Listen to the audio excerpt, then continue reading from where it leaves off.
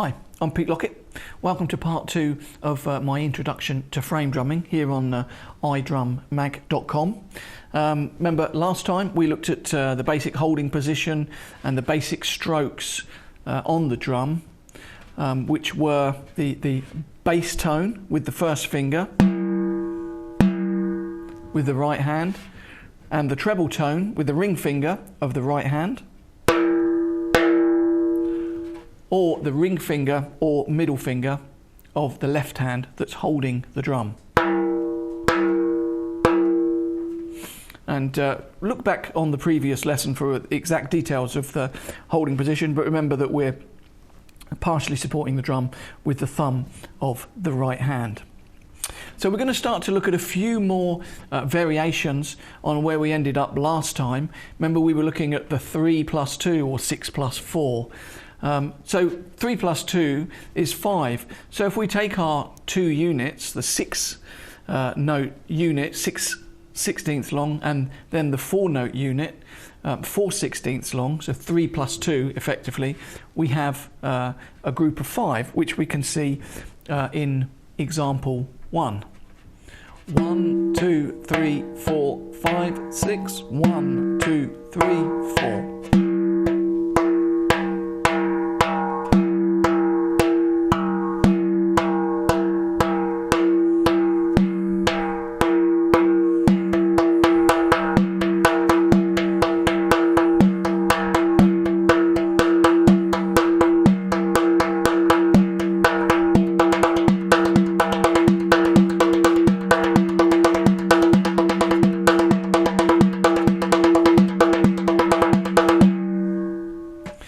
Important to get these really clear at a slow tempo before you move up to the faster tempo.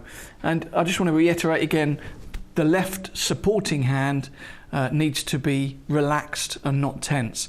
Interestingly, with a lot of frame drumming, both with these type of frame drums, with instruments such as the kanjira that we've looked at briefly in the past, Rick, the other Arabic frame drum with big jingles, it's really important that the holding hands are relaxed, and then it opens up the whole possibility of playing in a relaxed and fluid manner. Now remember, last time we also looked at rearranging some of those 3 plus 2 plus 2 units. So we can do this with what we have so far. So we have 3 plus 2. We could equally have 2 plus 3, or 4 plus 6, if we're looking at it as sixteenths. 1, 2, 3, 4. 1, 2, 3, 4, 5, 6. 1, 2, 3, 4. 1, 2, 3, 4, 5, 6.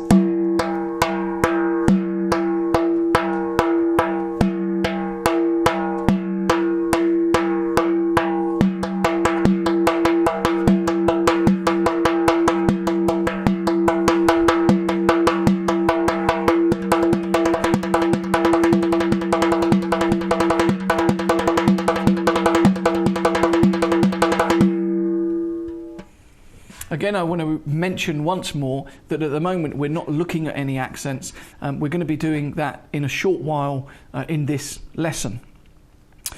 So now we can extend the pattern. So far we've had 3 plus 2. Let's have 3 plus 3 plus 2 plus 2, or 6 plus 6 plus 4 plus 4.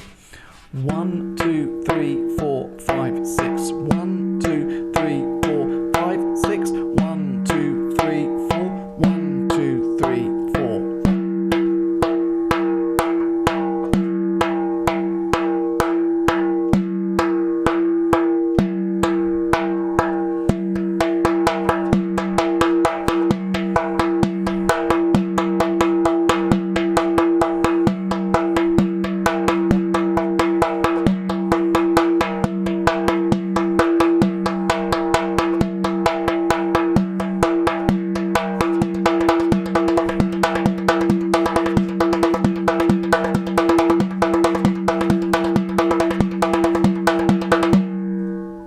So here we're in 5/4, 3 plus 3 plus 2 plus 2.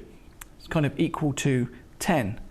The previous examples were 3+2, they were in 5/8. So we can see that by using these small units and putting them together, small phrases that we know, it's easy to come up with odd sounding time signatures that are kind of moving through lyrical flowing patterns. If we hear a lot of Balkan music and Turkish music, a lot of the rhythms are made up from putting together these type of units to create different fills and different flows of time. So now we're going to begin looking at a few accents. So really what differentiates an accent from a non-accent really is the distance it travels for you to hit the drum. So for example, let's just try playing very quiet notes, just right, left on the high pitch sound on the instrument, and then playing as loudly as we can. And let's just see how that sounds.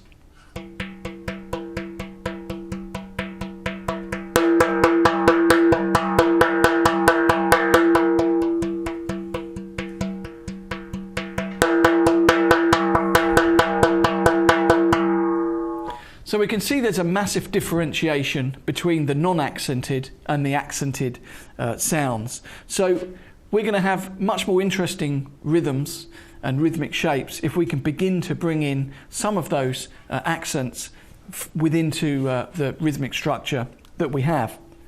So let's look at our original pattern from last lesson, which was 8 notes long, which was 1, 2, 3, 4, 5, 6, 7, 8. 1. So now we're going to bring a few accents in. We're going to accent notes 5 and 7 of that pattern. 1, 2, 3, 4, 5, 6, 7, 8. 1, 2, 3, 4, 5, 6, 7, 8.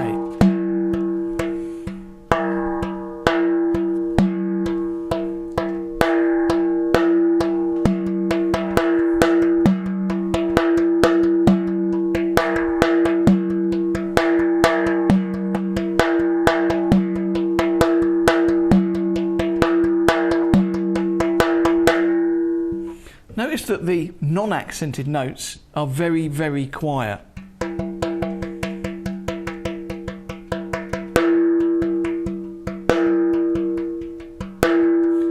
And that gives the plateau for the accent notes to sing out when we play them harder. Now, as I said, if we look at the non-accented notes, we can see the fingers travelling, you know, what, half an inch, maybe less, to make the sound. The accented notes, for me, are coming right from here, or as far as this finger will travel.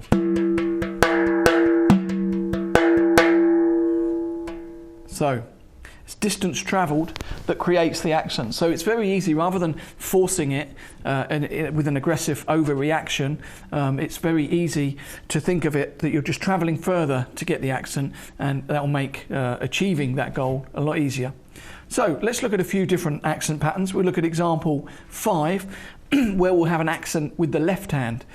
Again, with all of the things that happen on the frame drum with the left hand, or the holding hand and the weaker hand, are going to be harder to achieve. So you have to be very patient with it. So we're going to accent notes 4 and 7. 2, 3, 4, 5, 6, 7, 8.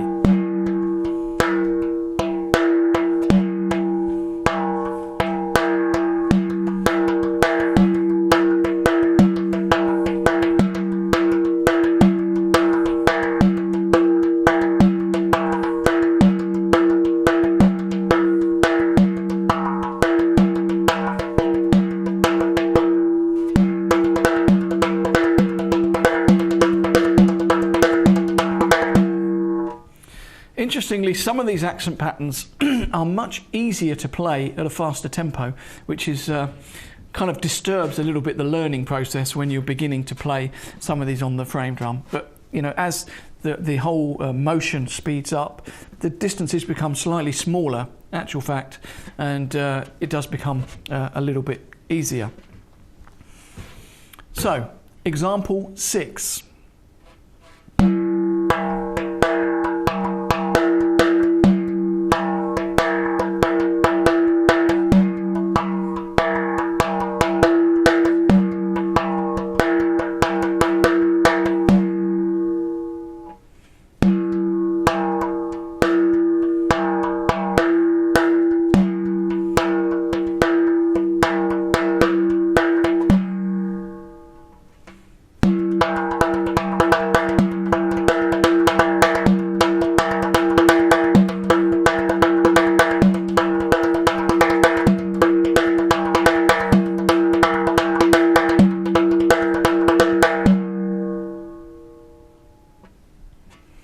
Example 7.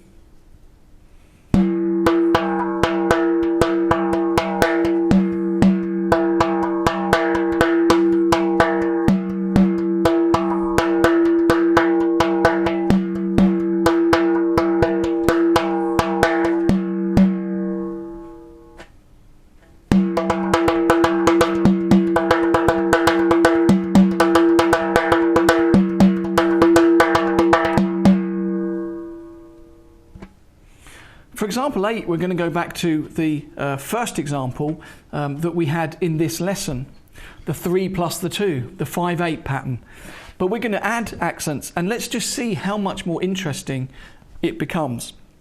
I'll start without the accents and I'll add them.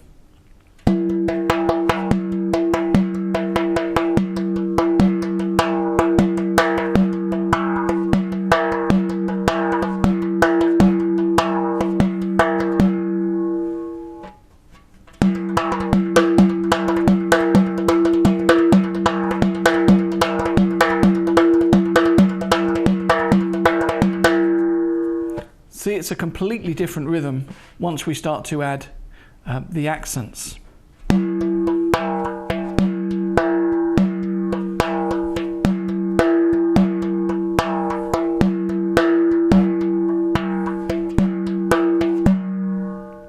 So, example 9, we'll have the same thing, but 2 plus 3.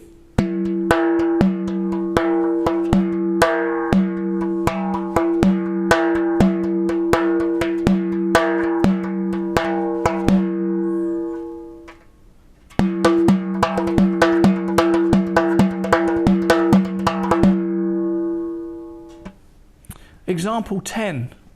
Remember how we extended the pattern? 3-3-2-2.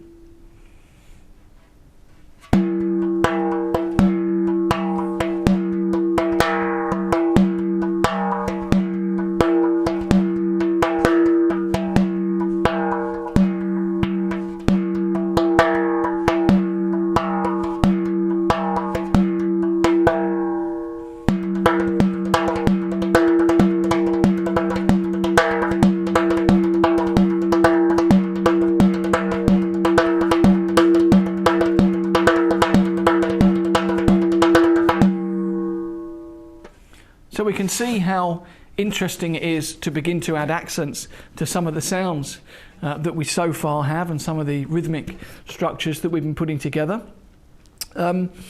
Next time we're going to elaborate on that further. So I'll see you soon and enjoy.